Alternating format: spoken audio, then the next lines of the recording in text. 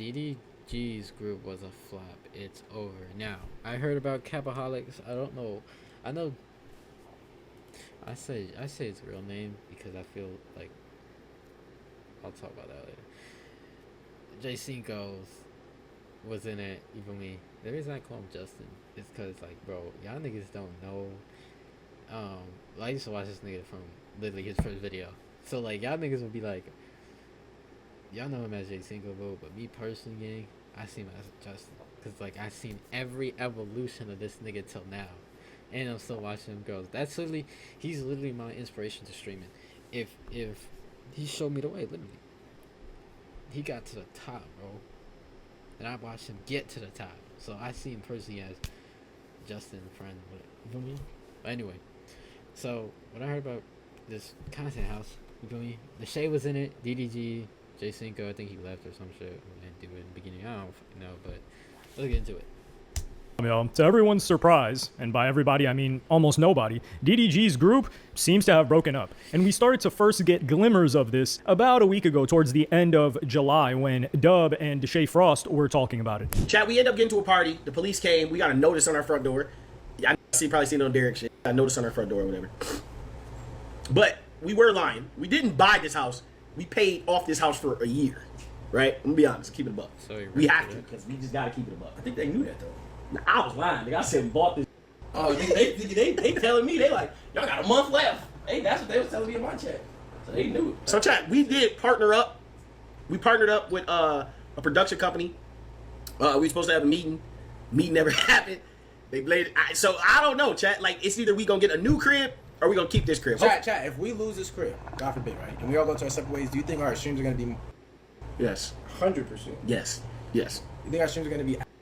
So here they said they teamed up. What likely happened is they had, I think it was Meme House Productions. One of these production companies probably paid it up front for a year. And you can see here, of course, they're going to say, oh, yo, we bought it. It makes better content if you say, well, usually people don't lie and say that they bought a crib. They just said, oh, this is my $10 million house, right? Like Core, we know that they're not buying the house, but they're saying, oh, we got a $20 million crib versus, oh, we paid $600,000 a year for it. Especially if it's kids who are watching most of this content. Kids see a huge number and they're like, damn, this is crazy. And they've got all the cars. It's really cool stuff for kids. So in this situation, I don't think the content would get worse, but we didn't get a resolution. This is a side note. I didn't realize Dub used to be in the streets. I know DDG. He said DDG was you see DDG one of them rappers that act like he's from the trenches of Detroit, but like he wasn't as active as Dub. Dub was really putting in that work, from what I've heard from other people. But I didn't know that until like recently. I heard my homeboy tell me. I was like, yo, what the fuck? Shit, that would come from, that shit just speaks to me. It probably just come from the thing. You get what I'm saying, chat.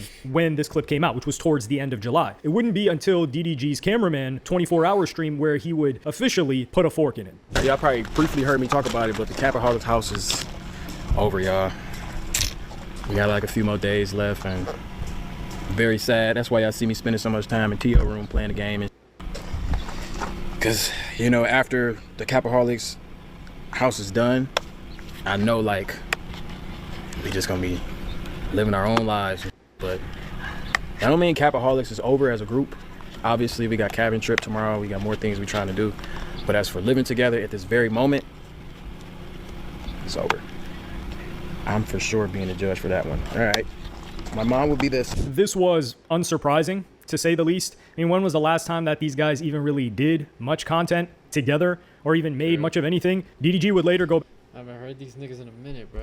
Back to the crib and do a little bit of a review of what was going on the channel. We had a lot of stuff in the beginning. When we first started, we lost a member on the first day. Finally got into the house. Then we had to do it was just a different environment. Like it just was a bad start. But I still believe in us. I think we can still prevail and be a group.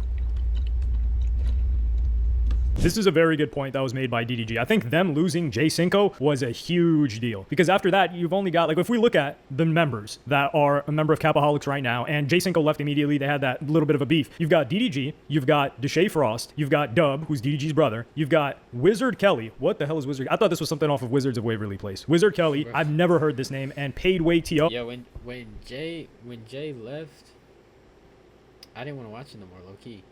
I didn't want to, but like I said, bro, I watch Jay Cinco streams all the time. Like, gang, Jay Cinco and 3 streams I watch. Like, not every day, obviously, nigga, but like, I be tapping in sometimes. There's the niggas I follow. You feel me? Like the small streamers, like JR, shout out JR. You know, the people like that. Kai, DJ Ghost, Jay Cinco, Brandon, and King 68. That's it for me. Brandon is for like fun type of content, in my opinion. That's why I watch him. Jay Cinco is more like big bro type shit. King is more like mentor to me in terms of being a man and this and that. And then Kai obviously for entertainment, and DJ Ghost is like big bro type thing, like for me, like a family member I never had type shit for me. Somebody if someone tells you, hey, lock in on this, alright, let me lock in for me, shit like that.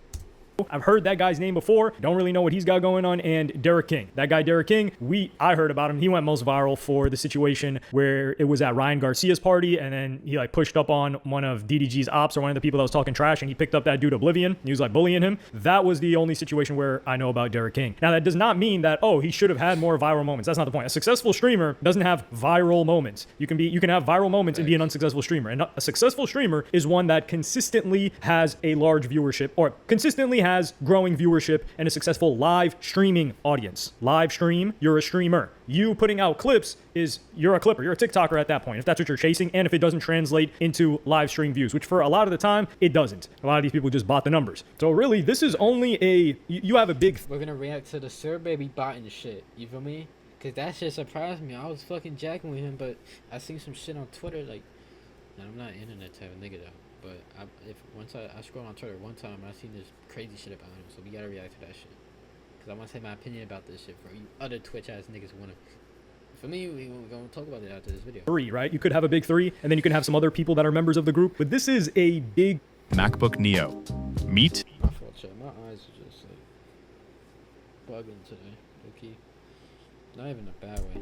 Windows. You can use literally any Windows app you want. Over 200,000 Windows apps right from your Mac. Big 1.5. I would say DDG is clearly far and away like the biggest guy there. And then you've got Deshae Frost, who is, that's why I say a 0.5. It might be 2. It might be a big 2. Deshae Frost, as a live streamer and an entertainer, is very good. Yeah, he's controversial. He has done... You got that from acting, nigga. Deshae used to be a Disney actor, if y'all didn't know that. Look, I look into all y'all history. DDG, YouTuber. Deshae used to be an actor. Jay Cinco used to be in the streets and rapping and shit. Yeah. I personally like to invest my time into all these Twitch streamers. King 68 used to be a basketball player. He used to play at Staten Island, I believe. For me, I'm not gonna say his real name, but if you know his real name, you know. It's on the internet, it's online. But yeah. A lot of things in the past. He skirts the line, but entertainer. You can tell he loves to entertain. He's willing to do anything. He's funny. I mean, he's co-signed by Kai Cenat. Kai Cenat has given him a lot of help in the past and talked about him and said like, yo, you can really make it and kill this thing. And he's killing it right now. So let's say a big 2. Dub was, I would say, a 0.25 before recently. Dub, as of now, I think he's a 0.5, which they're separating anyway. But Dub is killing it. After he got put on, I think Streamer University did a lot for him. He's always been a consistent grinder. And that's the problem where these guys, they're not consistent grinders. Because back in May, DDG gave these guys their last chance. I'm gonna tell y'all exactly where everything went wrong. What? Everything went wrong. Cause remember that first stream we did? That shit was great, right? But I think where everything went wrong is everybody started streaming at their own time. Stream at 10 a.m. And who the is watching streams at 10 a.m.? A real job. At 10, exactly. It's not me and my. It's supposed to be our. Facts, bro. Like the reason why I stream at night most of the time because we're winding down, we're chilling. I used to stream in the morning, but then I realized who the hell is gonna watch my streams in the morning time, gang? And then by the time niggas either get out of school or get out of work, bro, it's like 4, 5, 6, 7 o'clock. Niggas wanna wind down, watch some TV. That's where you get the most viewers. Me, obviously, I stream like late night, so like y'all niggas up at like 10 to 1. You feel me? You ain't got nothing to do. Yeah, tune in. But yeah, niggas. I know a lot of niggas who stream at evening for a reason. Okay, other organizations. Look though, we look at other people like Core or Clover or the other. When they all stream at the same time, they all together. So let's say Ron in. His people know Jason because Jason always in it. They're gonna go to Jason. You know what I'm saying? All of our numbers would be times 3 if we all cross pollinate. But who am I? I'm just. What you was gonna say, Tio? You guys better. They probably didn't know that that was their last chance, but you have DDG, and I've talked about this in the past. DDG does not need these guys. DDG is doing, not out of the goodness of his, partially out of the goodness of his heart, he's helping these guys and giving them the opportunity. But I don't think he would put bums in a house that he didn't think were entertaining or had the capability of being entertaining streamers. I think he saw a couple of homies, he's like, yo. Jay Cinco was already blown. He was already going kind of crazy, and then DDG helped him out, and then obviously Stream University may have went crazier. Dub has always kind of been there. He's always been consistent. Now he's popping, which is good. For me, shout out Dub. He's doing pretty well for streaming. But DDG's always been top, and Kai, him and Kai, yeah. I mean, Jay Single was just there type shit as like another support, and Deshae too. Deshae has always been doing his thing. So these niggas like the other niggas that he mentioned, I don't even remember the name. I'm not even trying to be disrespectful. But the other niggas that he mentioned, though, yeah. Try to do it. You guys are funny. These guys are my dogs. They could make it if they put in the work. So I'm going to give them a year in this crib and in LA and around me and Deshae and all these other people, and we'll see if they can make it shake. And as you saw, he was telling them about like, oh, we need to do more content together. We need to be live at the same time. These guys are going live at 10 a.m. They're going live at 10 a.m. in LA. That's 1 p.m. on the East Coast. That's 10 a.m. in LA. So everybody that's supposed to watch you guys is in school. So and they're like, nah, me and my dogs are like, who are you? School don't work. You feel me? Genuinely, everyone gets off. Remember, chat. Everyone gets off around 3, 4, 5, 6, 7 o'clock. That's when you stream. Me, start my shit around 9, 10. I must change my streaming schedule to where I train at 3. You feel me? Dogs, like your homies that you hop on Discord calls with. So these guys, they did not push forth any initiative in making things move forward, in growing their own streams or anything like that. It's always DDG had to do something or Dub had to do something, and they would follow along. Meanwhile, Deshae Frost, you see him traveling around, you see him organizing his own streams, you see him killing it. These guys, they just didn't have what it took. I think they thought that we can just coast and we're gonna make it. Like for example, the YouTube channel. When DDG was looking that over, you could see that there was like 6 videos. One of these guys should have adopted, especially if you were a smaller streamer or really a nobody streamer, some of these other guys in the group, you should have adopted the role of, okay, I'm gonna run this YouTube channel, or I'm gonna get an editor that I'm gonna team up with and show them the vision, and then of course like DDG or whoever will finance it. They'll pay the editor. That's really all they need because they have filmers in the crib, so they'll pay the editor, and then you put these ideas together and you have something consistent. These guys dropped like 6 videos and it was in the first 2 months. What happened the rest of the 10 months? It's not like these guys got full-time jobs either. It's not like they're cameramen. Their whole job was to stream and blow up.